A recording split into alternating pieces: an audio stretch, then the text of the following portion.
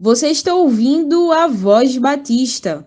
Nossa programação acontece todos os dias às 7h10 na Rádio Evangélica e a partir das 10 horas fica disponível no Spotify e agora também no Deezer. Você pode ouvir e compartilhar com seus amigos e com sua igreja.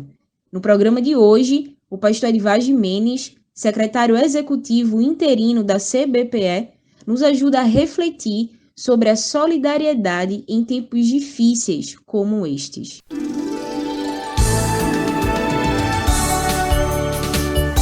Voz Batista. Reflexão. Há 4 palavras que eu tenho destacado sempre que me dirijo às pessoas, nestes tempos de coronavírus. A primeira, que nós precisamos confiar em Deus, é a primeira de todas, a mais importante. A segunda é que nós precisamos ficar em casa. Só não deve ficar em casa aqueles que têm necessidade mesmo para sair de casa. Nós sabemos que não há vacina e não há remédio para este vírus. E, portanto, o distanciamento ou isolamento social ainda é o melhor remédio, a melhor prevenção para reduzir a velocidade da contaminação por este vírus. A terceira palavra que eu tenho lembrado é que nós temos centenas de missionários que dependem de nós. Missionários mantidos pela Convenção Batista de Pernambuco, missionários gerenciados pela Junta de Missões Nacionais, missionários gerenciados pela Junta de Missões Mundiais. Esses missionários dependem totalmente de mim e de você, da sua contribuição e da minha contribuição mensal para nossas igrejas. E a quarta e última palavra, a solidariedade. Talvez o valor solidariedade seja o que mais ficará marcado na nossa história depois dessa pandemia. E eu até desejo que seja realmente essa palavra, porque esta é a nossa maior necessidade neste período. Literalmente, milhões de pessoas, de uma semana para outra, entraram num estado de pobreza. Pessoas que dependiam do pão de cada dia, ou seja, da venda de produtos de cada dia, ficaram sem ter como vender. Pessoas estão ficando desempregadas e é preciso agora solidariedade. E é nesse espírito que eu gostaria de chamar sua atenção para 2 Coríntios, capítulo 8, de 1 a 24. Eu quero pedir que você abra a sua Bíblia, que você leia 2 Coríntios, capítulo 8 e capítulo 9. Nessa manhã eu quero pensar um pouco no capítulo 8. No capítulo 8, Paulo faz alguns destaques e eu quero chamar sua atenção para esses destaques. O primeiro destaque que o apóstolo Paulo faz é o destaque de uma igreja pobre e generosa. Ele diz que, irmãos, nós queremos que vocês tomem conhecimento da graça que Deus concedeu às igrejas da Macedônia. No meio da mais severa tribulação, a grande alegria e a extrema pobreza deles transbordaram em rica generosidade. Observe, essa igreja estava no meio de severa tribulação e extrema pobreza. E em meio a isso, ela mantinha a grande alegria e isso transbordava em rica generosidade. Porque às vezes nós pensamos que uma igreja é generosa porque ela contribui com muito. Sabe, os batistas que têm acesso à relação das contribuições ao plano cooperativo nas assembleias da convenção, nós logo olhamos a lista das igrejas que contribuem. E quando nós vemos uma igreja que contribui com um valor muito alto, muitos pensam, essa igreja é generosa. Mas eu quero dizer para você que o fato de uma igreja contribuir com muito dinheiro não significa que ela seja generosa, significa apenas que ela é rica financeiramente falando. Generosidade se manifesta quando nós somos pobres, e sendo pobres nós contribuímos. Se você observar, há igrejas que contribuem para o sustento missionário em Pernambuco com um valor muito pequeno, mas quando você se aproxima da igreja, você descobre que ela também é muito pobre e ela vive numa situação de muita adversidade e, portanto, contribuir em meio à tribulação e à pobreza, isso é generosidade. Observem bem, quando Paulo continua falando dessa igreja, ele diz: eu dou testemunho de que eles deram tudo quanto podiam, e além do que podiam. Observe, eles não davam daquilo que sobrava, eles não estavam dando daquilo que não lhes faria falta, eles estavam dando tudo quanto podiam, além do que podiam.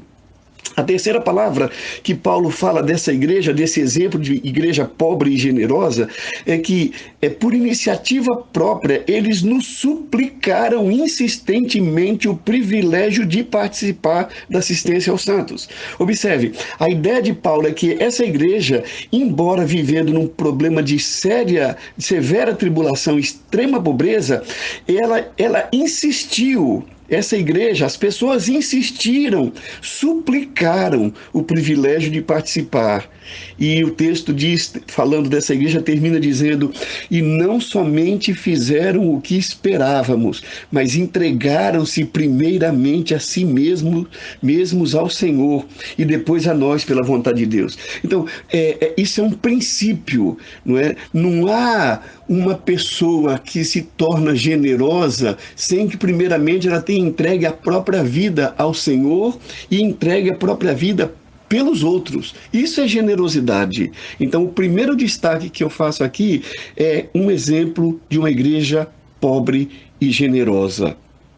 Segundo destaque é um desafio ao privilégio de contribuir movido pela graça.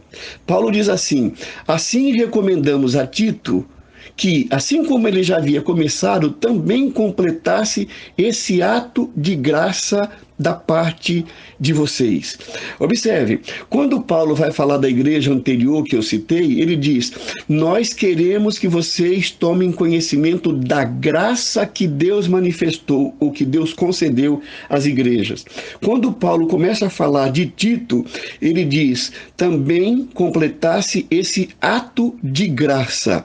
Observe, portanto, que contribuir é um ato de graça, não é uma barganha. Nós não contribuímos porque nós estamos fazendo investimento para receber em dobro. Nós não contribuímos para fortalecer o nosso prestígio diante das outras igrejas ou diante das outras pessoas. Nós não contribuímos para fortalecer o nosso poder político diante das pessoas.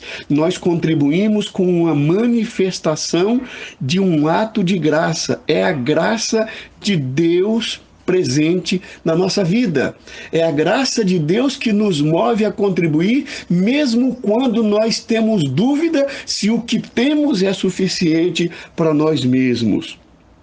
Paulo deixa claro no texto que ele não está dando uma ordem para a igreja de Coríntios contribuir. Ele diz: mas quero verificar a sinceridade do amor de vocês, comparando com a dedicação dos outros. Paulo está dizendo assim: olha, eu estou fazendo uma comparação porque eu estou querendo verificar o amor de vocês, porque vocês conhecem a graça de nosso Senhor Jesus Cristo. E aqui eu acho uma palavra muito importante. Paulo vai buscar o nosso referencial de fé, que é a pessoa de Jesus. Preste atenção, ouça bem o que eu vou ler agora. Pois vocês conhecem a graça de nosso Senhor Jesus Cristo, que sendo rico, se fez pobre por amor de vocês, para que por meio da sua pobreza vocês se tornassem ricos. Percebe o que Paulo está dizendo? Ele está dizendo que o nosso referencial para sermos solidários é a pessoa de Jesus Cristo. Minha irmã, meu irmão, se você e eu dizemos que somos cristãos, nós agora temos que olhar para o exemplo de Jesus Cristo. Se a sua igreja, se a minha igreja, se nós dizemos que as nossas igrejas são cristãs, nós temos que agora olhar para a pessoa de Jesus Cristo. Ele diz: Jesus Cristo, sendo rico, se fez pobre por amor de vocês. Minhas irmãs e meus irmãos, essa não é a hora de nós acumularmos, essa é a hora de nós compartilharmos, essa é a hora de nós sermos solidários, porque Jesus, sendo rico, se fez pobre por amor de nós. para que por meio da pobreza dele nós nos tornássemos ricos. Então fica aí esse destaque ao privilégio de contribuir movido pela graça. O destaque é uma lembrança da história da igreja na cooperação. Este é o meu conselho, disse Paulo. Convém que vocês contribuam, já que desde o ano passado vocês foram os primeiros, não somente a contribuir, mas também a propor esse plano. Observe, Paulo está dizendo assim, olha, vocês têm que lembrar para a história de vocês. Vocês não devem mudar a escrita da história de vocês. A história de vocês indica que vocês contribuíram. Foram pessoas sempre que contribuíram, sempre foram uma igreja que contribuíram. Não só isso, ele diz, mas também a propor esse plano, ou seja, era uma igreja que participava da liderança, era uma igreja que participava dos encaminhamentos, era uma igreja que propunha planos para a contribuição. Então Paulo está agora trazendo de volta à memória deles a história da própria igreja. Completem a obra para que a forte disposição de realizá-la seja igualada pelo zelo em concluí-la de acordo com os bens que vocês possuem. Paulo está lembrando a história da igreja, uma história de contribuição, uma história de envolvimento até no planejamento para levantamento de ofertas e, portanto, precisava contribuir de acordo com os bens que possuíam. Meus irmãos e minhas irmãs batistas, eu tenho o privilégio de examinar diariamente a participação das igrejas batistas de Pernambuco no sustento da obra missionária. E eu fico impressionado como eu vejo igrejas pequenas, pobres, financeiramente pobres, contribuindo com um valor financeiro maior do que igrejas que têm um poder aquisitivo mais elevado. E a única explicação que eu tenho é que são igrejas pobres financeiramente, mas são igrejas ricas em generosidade. Paulo termina esse tópico dizendo, se há prontidão, a contribuição é aceitável de acordo com aquilo que alguém tem e não de acordo com o que não tem. É muito importante nós percebermos isso, que nós olhemos o que é que nós temos. Quais são as nossas prioridades no sustento financeiro da obra? É preciso nos lembrarmos da nossa história, lembrar que a sua igreja e a minha igreja existem porque um dia alguém foi generoso, um dia alguém contribuiu para que a sua igreja passasse a existir como igreja, a começar de Jesus Cristo que se fez pobre por nós e depois pelas igrejas que contribuíam para organizar a sua igreja, a igreja da qual você, minha irmã, você, meu irmão, fazem parte. Quarto destaque que eu vejo nesse texto é o destaque para um objetivo claro. Era justiça na contribuição. Paulo se preocupava com a justiça. Nosso desejo não é que outros sejam aliviados enquanto vocês são sobrecarregados, mas que haja igualdade. Percebe? Paulo não está querendo que você fique sobrecarregado, que a sua igreja fique sobrecarregado, mas ele quer que haja igualdade. Quem tem um pouco mais, ajude nesse momento quem tem um pouco menos. A igreja que tem um pouco mais, ajude um pouco mais para ajudar aquela que tem um pouco menos. Os nossos missionários que têm menos precisam de nós que temos um pouco mais. É importante que nós não fugimos da justiça quando nós estamos participando. A palavra de Deus estimula que haja justiça. Aquele que tem mais, ajude aquele que tem menos. O quinto destaque do capítulo 8 da segunda carta de Paulo aos Coríntios é o destaque de uma necessidade de líderes dedicados no projeto de levantar recursos. Deixa eu dizer aqui, o texto diz assim: agradeço a Deus por ter ele posto no coração de Tito o mesmo cuidado que tenho por vocês, pois Tito não apenas aceitou nosso pedido, mas está indo até vocês com muito entusiasmo por iniciativa própria. Com ele estamos enviando o irmão que é recomendado às igrejas por seu serviço no Evangelho. Observe, não só por isso, mas ele também foi escolhido pelas igrejas para nos acompanhar quando formos ministrar esta doação, o que fazemos para honrar o próprio Senhor e mostrar a nossa disposição. Observe como é importante, líderes. As ofertas são levantadas porque há líderes dispostos a planejar e a ir buscar a oferta e a ir entregar a oferta. Me permita aqui fazer um destaque para o nosso irmão diácono Jorge, um dos secretários da Convenção Batista de Pernambuco, presidente da Associação de Diáconos Batistas de Pernambuco, que está correndo atrás de ofertas para o Lar Batista do Ancião.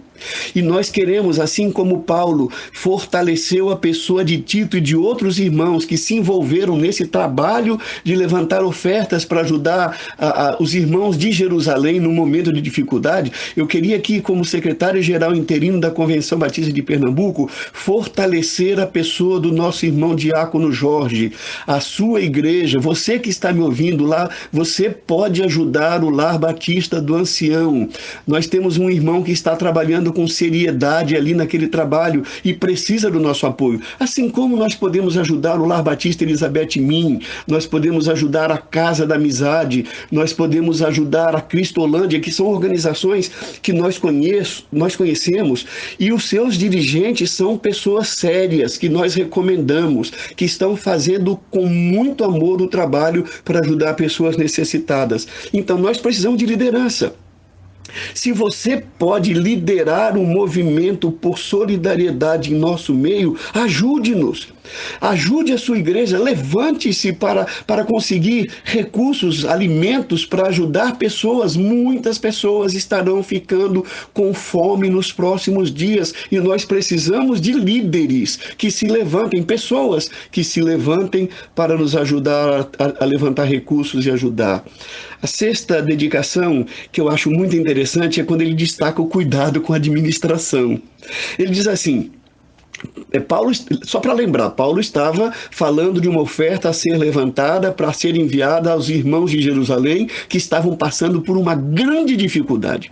E o que Paulo fala no meio dessa questão toda? Queremos evitar que alguém nos critique quanto ao nosso modo de administrar essa generosa oferta, pois estamos tendo cuidado de fazer o que é correto, não apenas aos olhos do Senhor, mas também aos olhos dos homens. Observe a preocupação de Paulo. A palavra de Deus está dizendo, nesse momento de crise, há pessoas que aparecem para pedir dinheiro e em vez de entregar o dinheiro a quem precisa, pega o dinheiro para si. Há pessoas que se apresentam para levantar alimento para necessitados e em vez de entregar o alimento para necessitados, estão ficando com o alimento para si. Portanto, nós precisamos tomar cuidado na administração.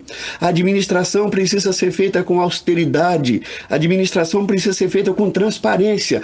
Paulo repete, eu repito o que Paulo disse, queremos evitar que alguém nos critique quanto ao nosso modo de administrar essa generosa oferta. Pois estamos tendo o cuidado de fazer o que é correto, não apenas aos olhos do Senhor, mas também aos olhos dos homens. É esse o princípio que deve nortear a administração de uma igreja, a administração de uma convenção e a administração de ofertas nesse período de pandemia. Nós precisamos fazer o que é correto, não apenas aos olhos de Deus, mas também aos olhos dos homens. Devemos tomar muito cuidado para que ninguém nos critique no nosso modo de administrar. Eu quero, meu irmão e minha irmã, depois que passar essa crise, se nós seremos criticados pelo nosso modo de administrar ou se nós seremos elogiados pela nossa honestidade, nossa transparência, nossa fidelidade na maneira de administrar aquilo que Deus está colocando em nossas mãos. E a última palavra que eu destaco é a forma de dar exemplo de amor a outras igrejas. Percebe a pedagogia de Paulo. Quanto a Tito, ele é meu companheiro e cooperador entre vocês. Quanto aos nossos irmãos, eles são representantes das igrejas e uma honra para Cristo. Portanto, diante das demais igrejas, demonstrem a esses irmãos a prova do amor que vocês têm e a razão do orgulho que temos de vocês. Observem. Ele ratifica que Tito e os demais irmãos eram cooperadores, ele confirma que eles eram representantes das igrejas e, mais do que isso, eles eram uma honra para Cristo. E quando ele desafia a igreja a contribuir, ele termina dizendo: diante das demais igrejas, demonstrem a esses irmãos a prova do amor que vocês têm e a razão do orgulho que temos de vocês. Eu quero fazer um apelo agora aos pastores e às pastoras que estão me ouvindo. Eu quero fazer um apelo às líderes e aos líderes que estão me ouvindo. Eu quero fazer um apelo a você, membro de uma igreja batista. Lembre-se, a sua igreja não é isolada. Esse é o momento de fortalecer a solidariedade e a cooperação. Nós podemos sim demonstrar às outras igrejas. Quando nós contribuímos, nós não estamos só ajudando pessoas, nós estamos dando um exemplo para outras igrejas.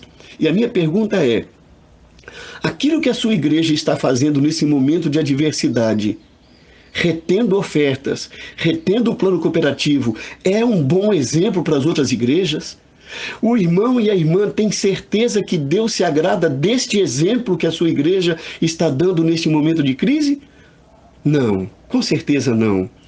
A palavra nos ensina que Deus se agrada do nosso bom exemplo, que contribuir nesse momento de crise, de manter a fidelidade nesse momento de crise, é uma forma também pedagógica de demonstrarmos para outras igrejas aquilo que deve ser feito como prova do nosso amor a Jesus Cristo. Eu quero terminar fazendo esse apelo. Você que me ouve, procure a liderança da sua igreja. Converse com a liderança da sua igreja. Pergunte à liderança da sua igreja: nós estamos ajudando o Lar Batista do Ancião, o Lar Batista Elizabeth Minha, a Cristolândia, a Casa da Amizade, alguma outra organização social? Nós estamos enviando dinheiro para sustentar os nossos missionários nos campos durante esse período, ou nós estamos retendo? E seja um profeta, seja uma profetisa de Deus perante a liderança e perante a sua igreja. Levante o seu nome, em nome de Jesus, para que a sua igreja seja uma igreja graciosa, generosa, solidária, nesse momento difícil pelo qual o nosso país está passando. Que Deus abençoe a nossa vida nestes tempos de pandemia.